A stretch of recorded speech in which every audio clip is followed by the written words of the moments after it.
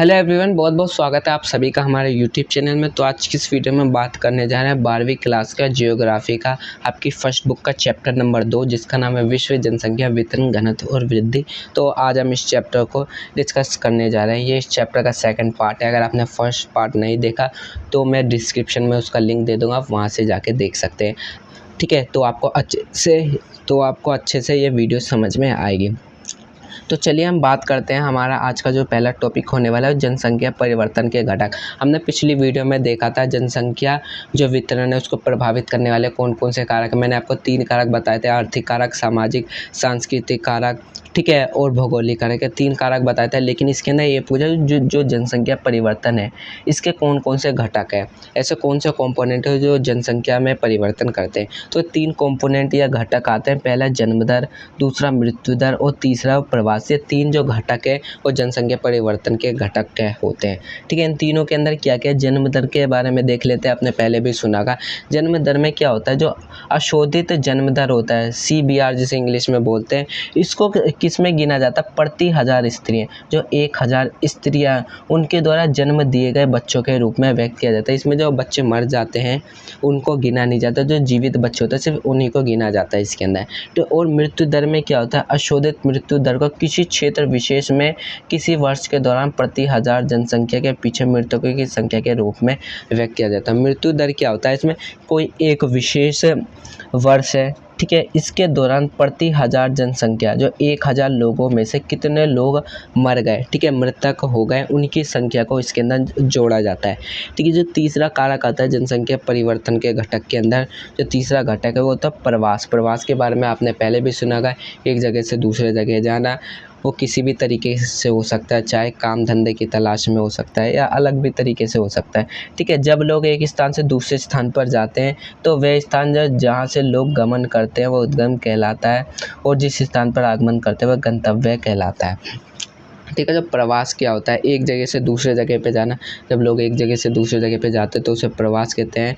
और जहाँ से लोग जा रहे हैं, ठीक है, गमन कर रहे हैं, वो उनका उद्गम के केंद्र कहलाता है। जैसे कि ये मान लीजिए एक गांव है, कोई व्यक्ति गांव से शहर में जा रहा है तो जो गांव है वो उसका गमन केंद्र कहलाएगा और जो शहर है वो उसका गंतव्य स्थान कहलाएगा।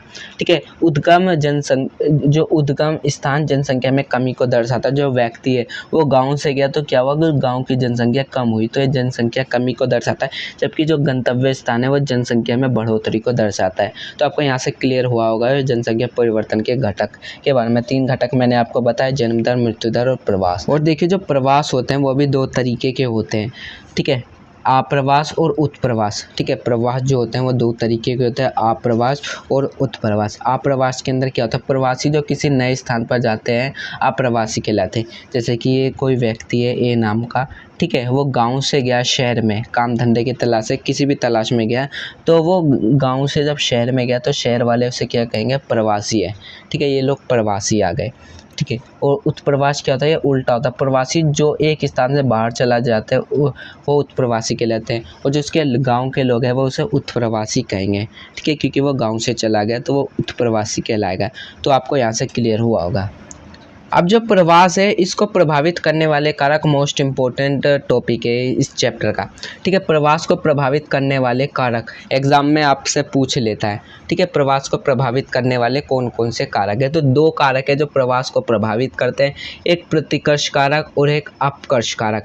नाम से आपको पता लग रहा होगा। ठीक है, मैं आपको दोनों को डिटेल से पढ़ाता हूँ। ठीक है, सबसे पहले हम प्रतिकर्ष कारक को देखेंगे। ठीक है, प्रतिकर्ष कारक क्या होता है उसमें देखिए।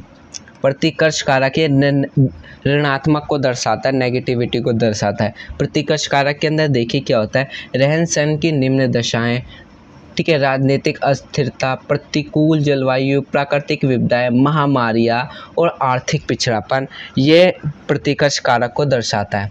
ठीक है, इसके अंदर क्या है, जहाँ पे रहन सहन की निम्न दशाएं होंगी, ठीक है, रहन सहन की क्या होगी, जहाँ पे निम्न दशाएं होंगी वहाँ पे क्या होगा, जनसंख्या में परिवर्तन आएगा, क्योंकि वहाँ पे लोगों के लिए चाहे निम्न दशाओं में स्वास्थ्य हो सकता है, शिक्षा हो सकता है, चिकित्सा हो सकता है, ठीक है, सड़कों का गंदा रहना, जलवायु का गंदा रहना, ठीक है, अनुकूल जलवायु ना आना, ये सब रहन सहन की निम्न दशाएं में आता है। इसमें क्या होता है, तो लोग यहाँ से इस इलाके से कहीं और चले जाते हैं। ये प्रतिकर्ष कारक में राजनीतिक अस्थिरता, ठीक है, जहाँ पर राजनीतिक अस्थिरता होती है वहाँ पर लोग रहना पसंद नहीं करते, इसलिए वहाँ से लोग चल जाते हैं। प्रतिकूल जलवायु, जहाँ पे जलवायु बहुत ज़्यादा ठंडी हो या बहुत ज़्यादा गर्म हो, ठीक है, वो लोगों के अनुकूल ना हो तो लोग वहाँ से चल जाते हैं, ठीक है। ये प्रवास को प्रभावित करने वाला एक कारक होता है, ठीक है। प्राकृतिक विपदा, जहाँ पे बाढ़ आ गया हो, भूकंप आ जाए, जहाँ पे सूखा है वहाँ पे लोग रहना पसंद नहीं करते, ठीक है, ये भी जो है प्रवास को प्रभावित करता है। महामारी, जिस इलाके में महामारियाँ फैलती है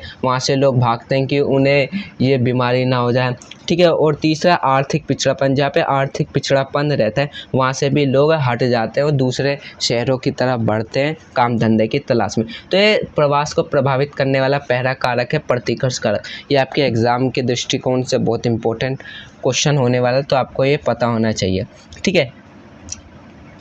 प्रवास को प्रभावित करने वाला जो दूसरा कारक होता है वो होता है अपकर्ष कारक, ठीक है। अपकर्ष कारक पॉजिटिव एनर्जी को दर्शाता है, ठीक है। ये प्रतिकर्ष कारक के बिल्कुल जस्ट उल्टा है, ठीक है। ये देखिए, काम के बेहतर अवसर होते हैं तो लोग उस इलाके में जाके बसते हैं, रहन सहन की अच्छी दशाएं होती है, शांति व स्थिरता होती है, अनुकूल जलवायु होता है और जीवन व संपत्ति की सुरक्षा जहाँ पे होती है तो लोग वहाँ पर जाके बसते हैं और उस क्षेत्र की जनसंख्या है वो बढ़ जाती है, ठीक है। तो ये प्रवास को प्रभावित करने वाले दो कारक थे, मैंने आपको बताया, प्रतिकर्ष कारक और अपकर्ष कारक। अपकर्ष कारक में ये बताया काम के बेहतर अवसर, जिस इलाके में, क्षेत्र में, शहर में या काम के अच्छे बेहतर अवसर होते हैं जहाँ पे लोगों को अच्छे से रोज़गार मिल जाता है तो लोग वहाँ पे आते हैं तो उसकी जनसंख्या बढ़ जाती है, ठीक है। इससे क्या होता है, प्रवास भी प्रभावित होता है, ठीक है। रहन सहन की जहाँ अच्छी दशाएं होती है, अनुकूल जलवायु, काम धंधे के अच्छे, ठीक है, साधन होते हैं जहाँ पे काम लोगों को आसानी से मिल जाता है, ठीक है। स्वास्थ्य सुविधाएं अच्छी होती है, शैक्षणिक सुविधाएं अच्छी होती है तो लोग वहाँ पर जाके बसते हैं। जहाँ पे शांति होती है, स्थायित्व होता है वहाँ पे लोग जाके बसते हैं। अनुकूल जलवायु तो लोगों के अनुकूल जलवायु होता है, ठीक है, ना ज़्यादा गर्म होता है ना ज़्यादा ठंडा होता है, नॉर्मल होता है जो लोगों के अनुकूल होता है, ठीक है, तो वहाँ पे लोग जाके बसते हैं। और जहाँ पे जीवन व संपत्ति की सुरक्षा होती है वहाँ पे लोग जाके बसते हैं, ठीक है। तो आपको यहाँ से क्लियर होगा प्रवास को प्रभावित करने वाले दो कारक मैंने बताया आपको, प्रतिकर्ष कारक और अपकर्ष कारक, ठीक है। अब हमारा जो नेक्स्ट टॉपिक आता है वो ये मोस्ट इम्पोर्टेंट टॉपिक है, ठीक है। इस चैप्टर का जो सबसे इम्पोर्टेंट टॉपिक है वो यही है, जनांकीय संक्रमण सिद्धांत, ठीक है, मोस्ट इम्पोर्टेंट है। देखिए अब जनांकीय संक्रमण सिद्धांत होता क्या है। जनांकीय संक्रमण सिद्धांत का उपयोग किसी क्षेत्र की जनसंख्या वर्णन तथा भविष्य की जनसंख्या के पूर्वानुमान के लिए किया जाता है। जो जनांकीय संक्रमण सिद्धांत एक थ्योरी है, ठीक है, इसका जो इस्तेमाल है किस लिए किया जाता है, इसका उपयोग मैं बताता हूँ आपका, किसी क्षेत्र की जनसंख्या का वर्णन, कोई एक पर्टिकुलर क्षेत्र उसकी जनसंख्या का वर्णन करने के लिए तथा उसकी भविष्य में जनसंख्या क्या होगी उसका पूर्वानुमान, ठीक है, अंदाज़ा लगाने के लिए किया जाता है। दोबारा मैं बता दूं, जनांकीय संक्रमण सिद्धांत, जैसे कि दिल्ली एक शहर है, ठीक है, इसका क्या होगा, इस क्षेत्र की जनसंख्या का वर्णन करने के लिए और यहाँ पे जो दिल्ली है इसकी भविष्य में जनसंख्या क्या होगी, ठीक है, इसका अनुमान या पूर्वानुमान लगाने के लिए जनांकीय संक्रमण सिद्धांत का उपयोग किया जाता है, ठीक है। इसके तीन अवस्था होते हैं, ये अवस्थाओं में होते हैं, जो जनांकीय संक्रमण सिद्धांत है ये अवस्थाओं में होते हैं, इसके तीन अवस्था होती है, ठीक है, प्रथम अवस्था, द्वितीय अवस्था और तृतीय अवस्था।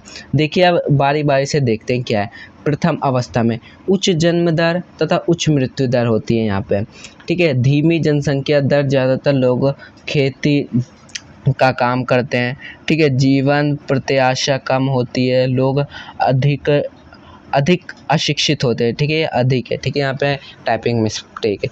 जो प्रथम अवस्था में क्या होता है, वहाँ पे प्रथम अवस्था में उच्च जन्म दर होता है और उच्च मृत्यु दर होता है, ठीक है। ये अफ्रीका के देश को आप रिलेट करके देख सकते हैं, ठीक है। जो अविकसित देश होते हैं वहाँ पर प्रथम अवस्था पाई जाती है, ठीक है, वहाँ पे क्या होता है, उच्च जन्म दर होता है, ठीक है, उच्च मृत्यु दर भी होता है क्योंकि वहाँ पे इतनी जो स्वास्थ्य सुविधाएं वो होती नहीं है, ठीक है।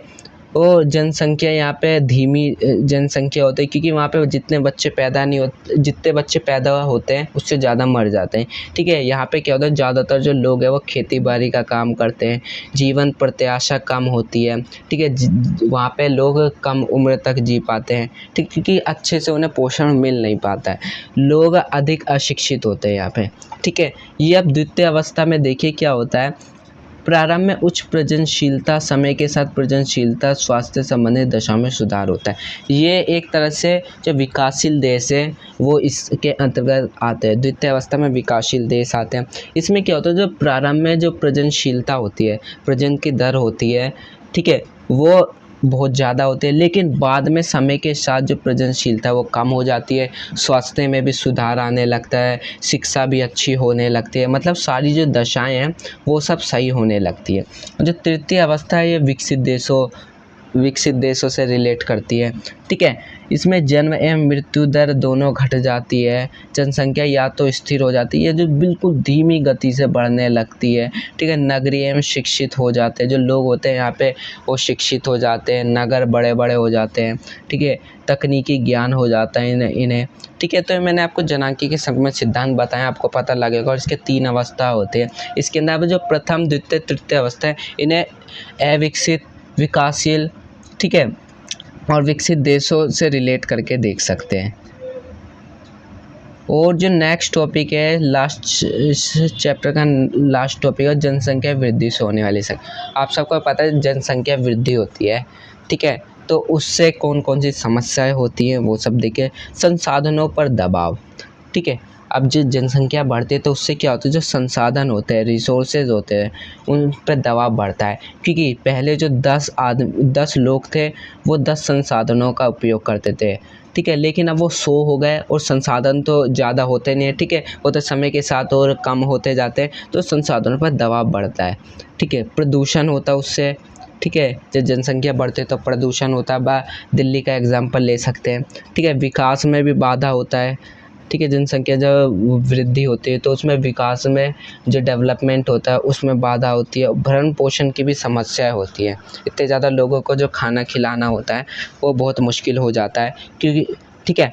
तो आई होप मैंने आपको जितने भी टॉपिक समझाए होंगे आपको समझ में आए होंगे। अगर आपको फिर भी किसी टॉपिक में डाउट है तो आप हमें कमेंट करके पूछ सकते हो। तो जल्दी मिलते हैं हमारे नेक्स्ट वीडियो में।